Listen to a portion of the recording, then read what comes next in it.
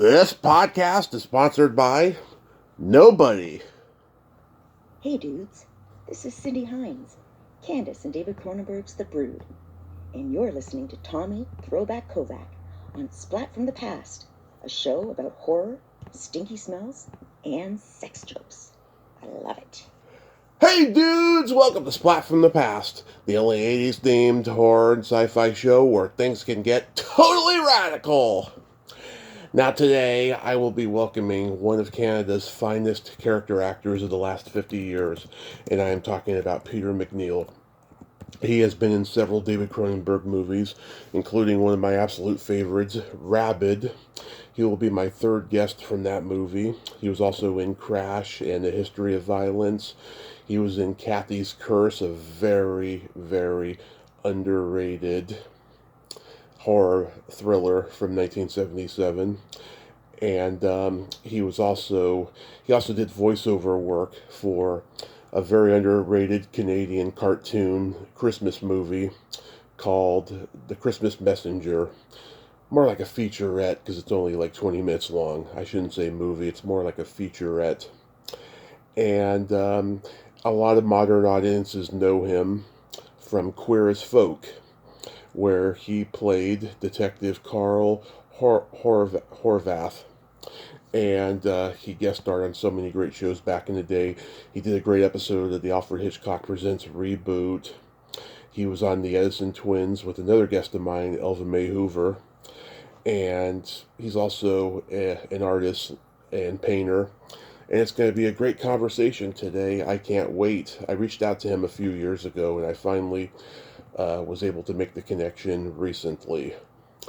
Also, happy birthday to friend and frequent guest Marie Lauren. Her birthday was on Wednesday, and I meant to announce it in one of the interviews that day, but silly me, I forgot. We had a wonderful private phone call that night as well. Happy birthday, Marie. Love you.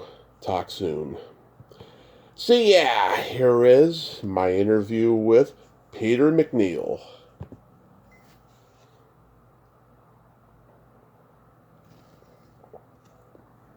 Hey, Peter. Welcome to the show, sir. How are you today? Hi, Tommy. I'm pretty good. Pretty good. I'm just waiting to see if I'm going to get COVID. Oh, God, I hope you don't. I had it this summer. It was awful. Yeah, I don't want to. I went to visit my new grandchild, and somebody tested positive there. So we're all sort of waiting to see who gets it, who doesn't. But it's been 3 days and no sign of anything, so I'm feeling confident. Well, I hope you don't have it, sir, and I can't tell you what a great honor this is. Thank you so much for coming on today. Not a problem. Not a problem. It's just oddly, I don't often do these kinds of things. I don't pay this much attention to this part of my career, the past or the future. I just try and stay in the present on a day-to-day basis. You know what I mean? Yeah, you have more willpower than I do. Well, I get myself in trouble if I start, thinking about the future and worrying about it, or worrying about the past and some of the wonderful things I've got to do and some of the horrible things I've got to do. You know what I mean? Yeah. Yeah. So going back in time, did you gravitate toward acting early on in your childhood? I didn't really, but I had a chance when I was going to University in Montreal, Sir George Williams University. Mm-hmm. A prof said I'd been out of school between high school and university for a couple of years, traveling, and so when I went back, I was having trouble writing any kind of papers. And he said, "Why don't you go down to the basement? There's a new glamour industry down there." This was back in the early 70s, late 60s. So there's something to do with television and film, and they're all sitting around staring at each other. They don't know where to point their cameras. Mm-hmm. So why don't you go down and put something on videotape? So I took a play by Archibald MacLeish called J.B. down, edited it down to 20 minutes, went down, got a couple of other ne'er-do-well students, and we did a tape of this play for a philosophy course I did, and it's basically a story of Job in the Bible. And I did it, and I fell in love with the whole process. You know, I sort of directed it, did the sound, and did the voiceover, and played the voice of God talking to Job, and edited the tape together, and I fell in love with the whole idea, and I went out and auditioned for an amateur theater company, and I was hired, and I was working on the government grants at that time. It was like $125 a week or something to do these check-off one acts and things like that for anybody who would come around to see it. Anyone who wanted us to come to their home or to their garden party or to whatever and put these things on was where I started. Yeah, that's amazing. Yeah, I mean, animation was getting pretty hot in Canada by the early '70s. I've talked to so many of your contemporaries that got into it mainly because they couldn't get much on camera work, and then maybe if they went straight to voiceover, then or if they went to on camera work, they couldn't get much voiceover work. Ironically. Yeah. So I gravitated first of all to theater, Mm-hmm. and I wanted to get involved in live theater, and I did for the longest time, and that's all I did for years and years and years until it's a financial move when you move from theater into television and film. It's usually for reasons of money because it's hard to make a living as a stage actor unless you're right at the top of your game. Right. In 1975, you did a voice or two for the Christmas Messenger. What do you remember about that project? Oh my God, not a whole heck of a lot. I was just going through. I sort of opened up IMDb. Mm-hmm. And I went through and I went, oh my God, I don't remember that. I don't remember that. Where was it, 1974? 75, actually. 75? Let me just have a quick look because I'm just scrolling here and I'll be able to tell you. Yeah, it's half live action, half animation. It's got Richard Chamberlain in it. Oh, the Christmas Messenger. Angel. Oh. So I was doing voice work, I guess, and I used to do a lot of voice work when I first started. I'm a little what am I? It's a little frog in the throat right now today, but I had one of those voices that could do voiceovers and we did a lot of cartoon work. Especially in Montreal at the time, there was a lot of work doing foreign films into English, so they would play in America and play in Canada. So I did a lot of the Swedish films and Japanese films and animation films and, animation things. I don't remember very much about this thing. It's 1975. I'm sorry, my memory is. It's okay. I did want to mention I interviewed the producer Gerald Potterton before he passed, and I'm sure being that you were doing voiceover, you probably worked with him a lot. Probably did. Gee, I wish I could help you there, Peter. It's okay. Peter Sander was the director. Mm-hmm. Yeah. I've never seen this movie, but I'm intrigued. Shadows in an Empty Room. Shadows in an Empty Room. Are we still way back there? Yeah, Stuart Whitman, John Saxon, Martin Landau. Oh, yeah. Okay. Okay, Stuart Whitman, right. John Saxon, Martin. Yeah. Don't remember much about it. Sorry, man. It's so far back.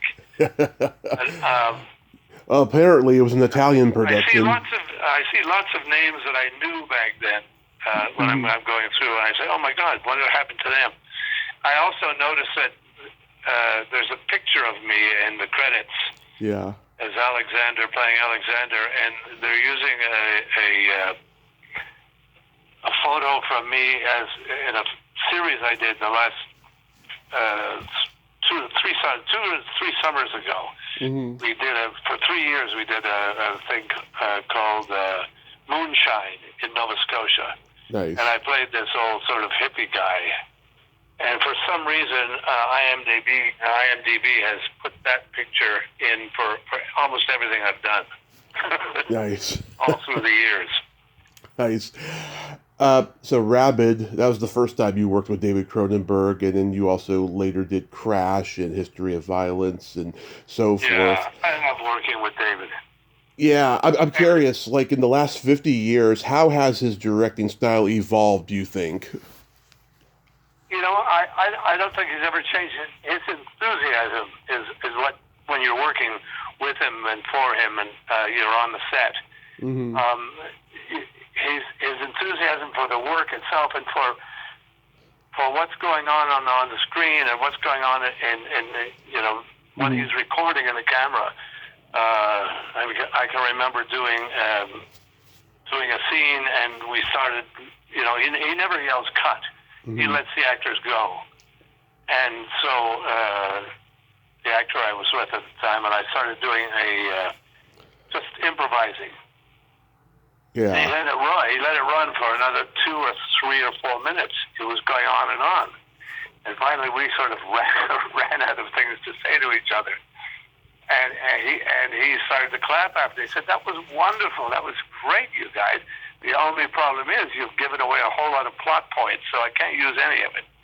Yeah. But he was just wonderful in his enthusiasm for improvisation and for what he was going to end up putting on the screen. He was curious. He listened to almost everyone who had an opinion about what was going on. I mean, a costume girl was standing beside him Mm-hmm. and said, "Wouldn't it be wonderful if they could say something like, do something like this?" And he would look at her and say, "That's a really good idea." So he says, "Okay, cut. I have an idea. It's actually not my idea. It's, Lynn from Costumes was just talking about this, and let's try this out. And fabulous. Just, he was totally involved in his creation that he was involved enough to be open to anything that would make it better, or, Mm-hmm. Yeah. Take ideas from everywhere. I loved working with him. It was really terrific. Yeah, he's just a genius. I'm glad he's back to horror now. He did The Shrouds recently. I haven't seen it yet, but I'm glad he's back in it because he is a pioneer. And he's acting as well. So. Oh yeah. Yeah.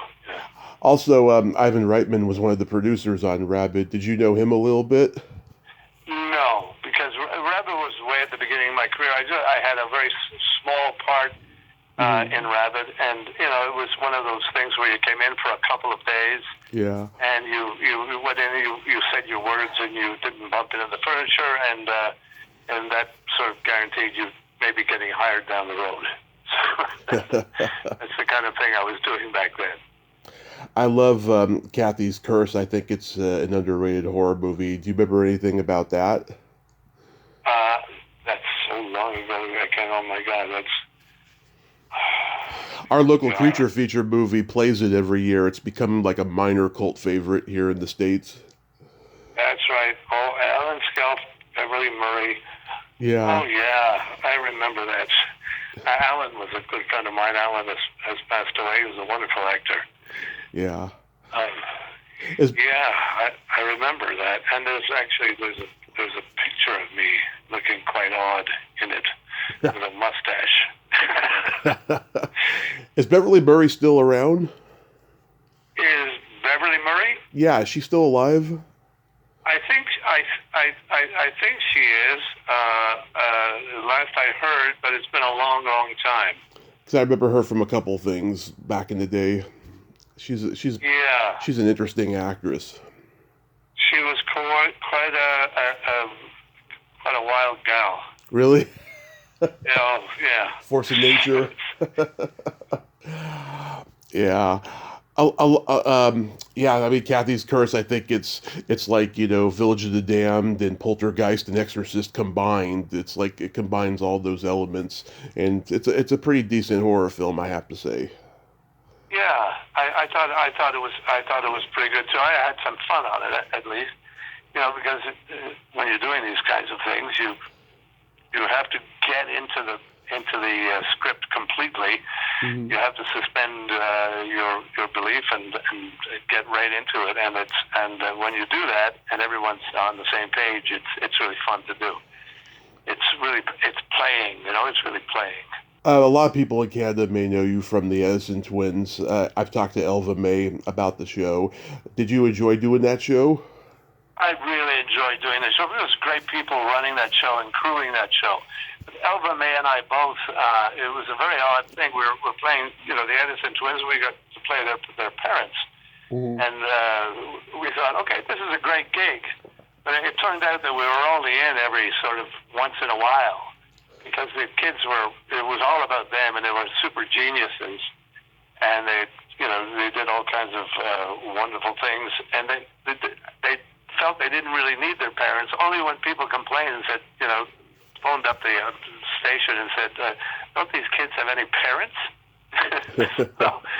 so we were brought in every second episode or something for, a quick scene where I would go up, and I was a pilot, and I'd go and fly off somewhere, and she was something else, and she'd be away. So, yeah. I still see Elva May every once in a while. We're friends on Facebook, and that's been a long time friendship. Yeah, wonderful lady. Do you remember if you worked with Corey Haim?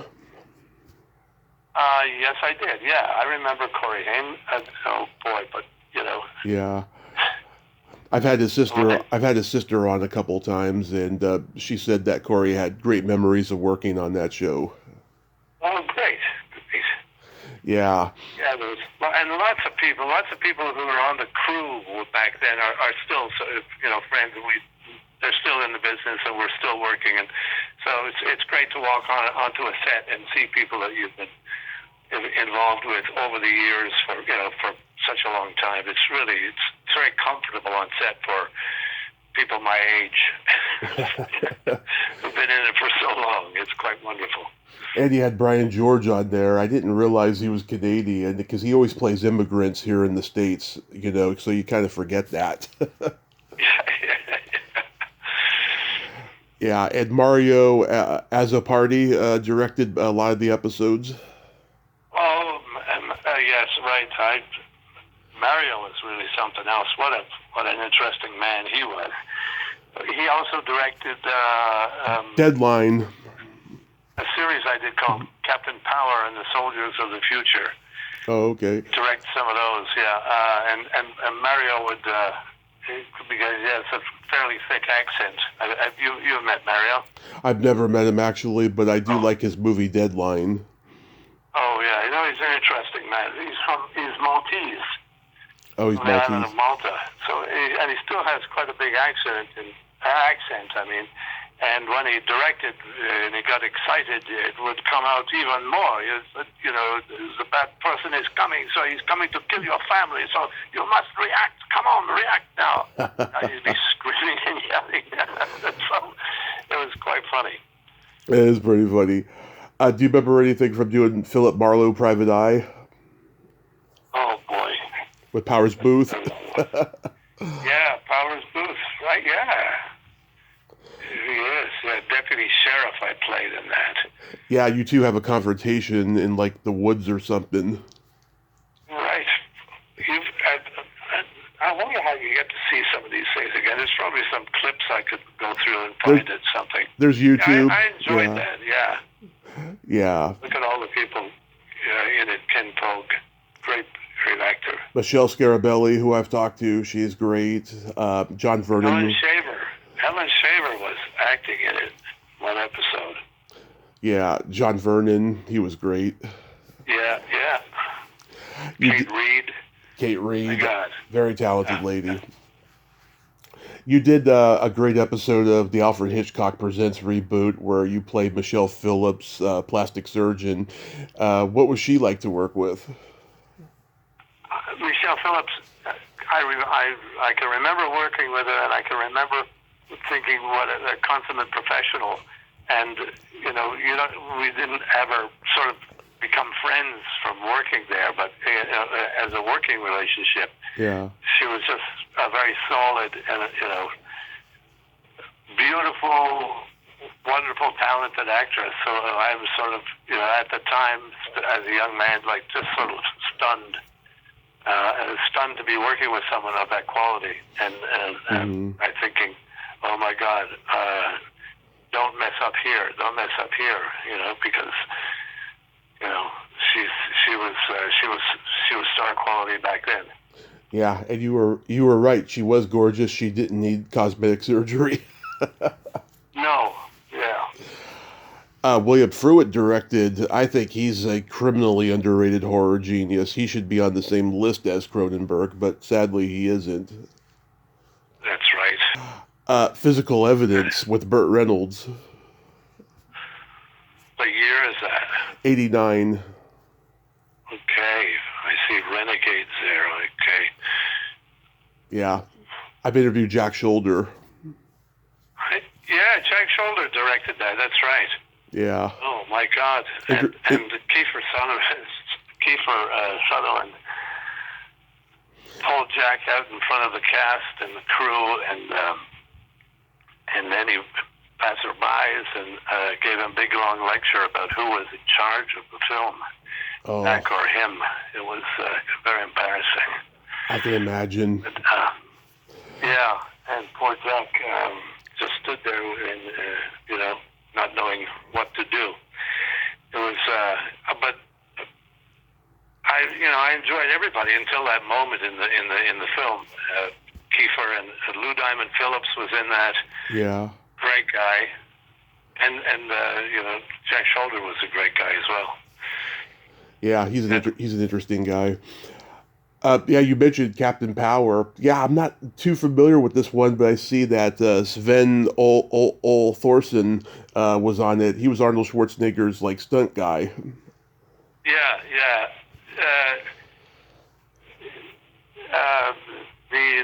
The gang. Well, he was. That's what he did. He did a lot of that kind of stuff. He used to, one of these people that bent bars in half and tore telephone books up when he was in. He's from Denmark. Yeah. And so I'm still in touch with him and with Tim Dunnigan, who played Captain Power. As a matter of fact, Tim is involved in sort of like a Captain Power fan club. Yeah. And he's trying to get everyone involved. So I've been back and forth with him and looking around, seeing what sort of paraphernalia I still might have from the show, and send it down to him to take to a Power on Con, sort of, like Comic Con. Oh, yeah. In Denver in March. So, something like that might happen soon. I've actually found my old Captain Power uniform and some badges and all kinds of things. That's awesome. So you don't remember anything from Physical Evidence? Michael Crichton. And I loved Michael Crichton as a writer. Yeah. Loved his books. I remember that. Burt Reynolds, Teresa Russell, Ned Beatty. Oh my God. I must have had a very small part. Yeah, you play like Teresa Russell's superior officer in like the first 10 minutes or something. Right. Oh boy. A lot of American audiences know you for Queer as Folk. Do you get approached a lot from the gay community all the time and thanking you for doing this show? I used to. I used to do it. It was very funny because no one seemed to want to say Queer as Folk out loud, and when you're in the airplane traveling and someone wants to mention something. Yeah. But little old ladies who would watch the film, the show, would come and tap me on the shoulder and say, "You were in that show, weren't you? In that show." I said, "Yes, I know what show you're talking about. Yes, I was." And it was always Queer as Folk. And there was people. It had a huge fan base. I was walking in a provincial park in Nova Scotia one day, and a woman and her wife came. She she came running up to me and said, Carl Horvath, the character I played. And, it was great. I got a lot of recognition from doing that show. And it wasn't just the gay community. It was oftentimes elder gay men came up to me and said, "You did such a good job on that show," and it was really lovely. It was really lovely to, and the people in it were so caring and so careful with each other and so supportive. It was wonderful. That was three solid seasons I did of that show, and it was working with those people was just terrific. I've had Sharon Gless on here, and she's wonderful, and Lynn Derrigan, both great ladies. Yeah, Lynn is still a friend. I did some of my first really big theater work with Lynn in a play called Balconville, which we played. It's out of Kovac. It was in Montreal. We played Place des Arts then, and we toured it across Canada, and we ended up taking it to England to play in London and Bath, and played in Ireland, and it was fabulous. Yeah. So all those people are. There's just some good people in Queer as Folk, that's for sure. Yeah. Sharon, what can I say? Because I can imagine you having a pretty good cult following within the gay community, because you did The Hanging Garden before, which you won a Gemini Award for. Yeah, and that was a really unusual film. It was quite exciting to do it, because for its content as well, and while we were in the midst of doing it,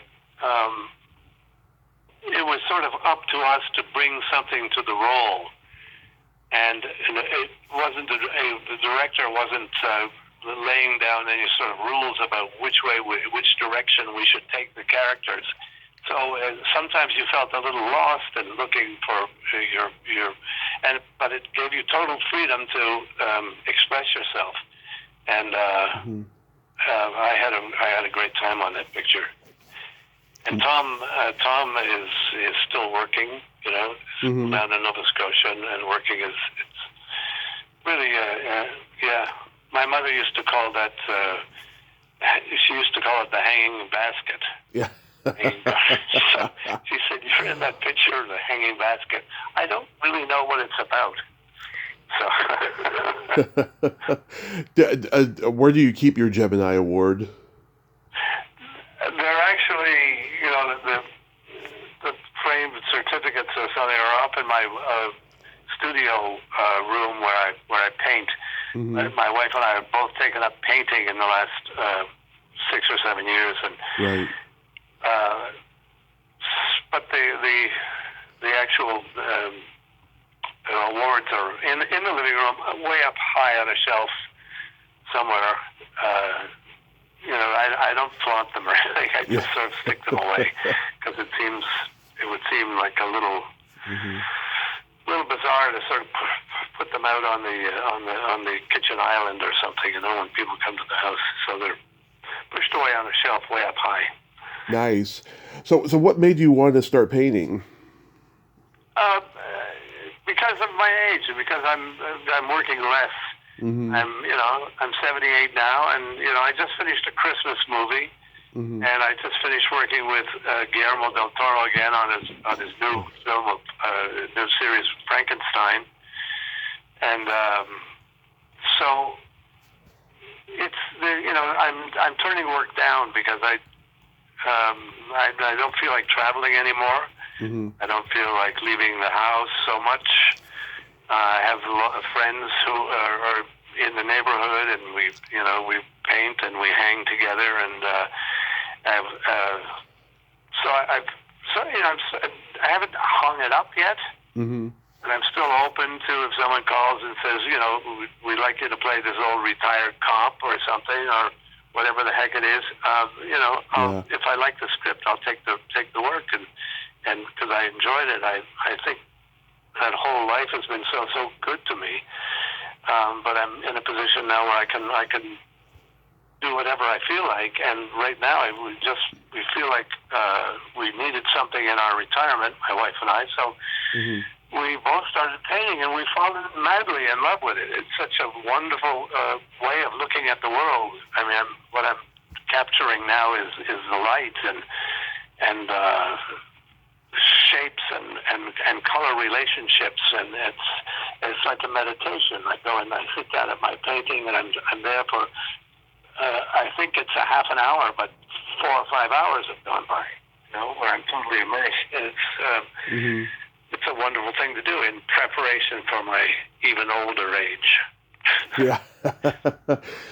Yeah, you start counting the minutes rather than the hours. Yeah. Is that Christmas movie a 90s Christmas? Is that the one you're talking about? Not that one. It was Christmas on Christmas Island? Something on Christmas Island it was called. Christmas Island, okay. Yeah. I don't think it's in IMDb yet, is it? I'm not sure. It is. It is. Oh, yeah, I see a 90s Christmas. Grandpa Howard, yeah. You see what it says, Grandpa Howard? Yeah. There's Christmas Island. Yeah, and we just finished a 90s Christmas.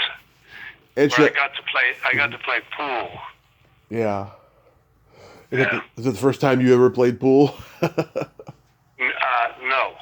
Okay. No, for sure not. So that was fun. It was some fun to show off a little bit. Yeah, and I see Shelley Thompson was in Christmas Island as well. I've had her on; she's great. So you mentioned that con in March. So do you do cons often, or is that going to be your first one? Sorry, which? You mentioned the Comic-Con. That's right. That would be my first one. I've never considered it because I really don't take care of that part of the business. The self promotion and whatever. I just usually avoid it completely. I'm not very good at it. So and I feel a little shy to sort of be flogging my own stuff because that's not why I'm in the business. Right. I'm in it to play with the people I'm working with, and I keep that separate from the public. Usually, I don't read reviews, and I don't. I just. That's good. So it's a little odd, but Tim is so full of enthusiasm about it, and Jessica Steen, who I think she lives in LA now, she got in touch with me and asked me if she went down, would I go down? But I don't know. I guess I can't believe that there's a bunch of fans of a television show that was done in 1990 would want to see my old self there, flogging my 8x10s. You'd be surprised, I'll tell you. You go to these cons, and then there's so many enthusiastic fans that want to see, shows that were a part of their childhood and stuff. Really, I should think about it more. I suppose, Yeah. Yeah. Maybe I'll show up. I think it's in Colorado in March. I'm not quite sure, but I'll find out. Maybe I'll get in touch with Tim and we'll go down there.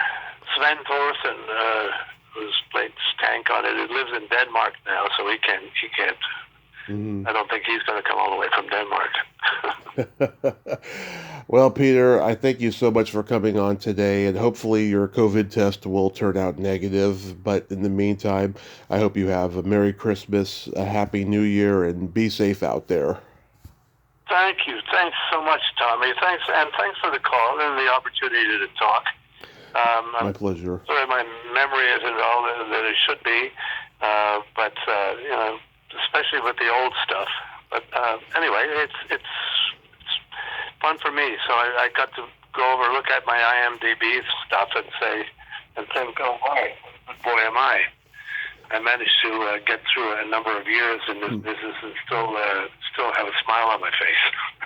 Yes, and I hope you keep on in this business as well, and you have yourself a great day. Thank you. You too, Tom. Take care. Thank you, sir. Bye-bye. Right, bye-bye. Well, there you have it. Peter MacNeill. Ain't he a cool dude? Oh, what a very nice man, huh? And even with stuff he didn't remember and everything, he filled in great stories in great time. I didn't have to, take the minutia train this time.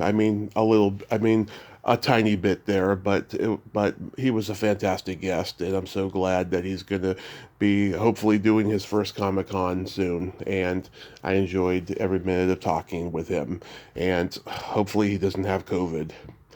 Well, until next time, this is Tommy Throwback Kovac saying there's no shame in living in the past because the present sucks. Later, dudes!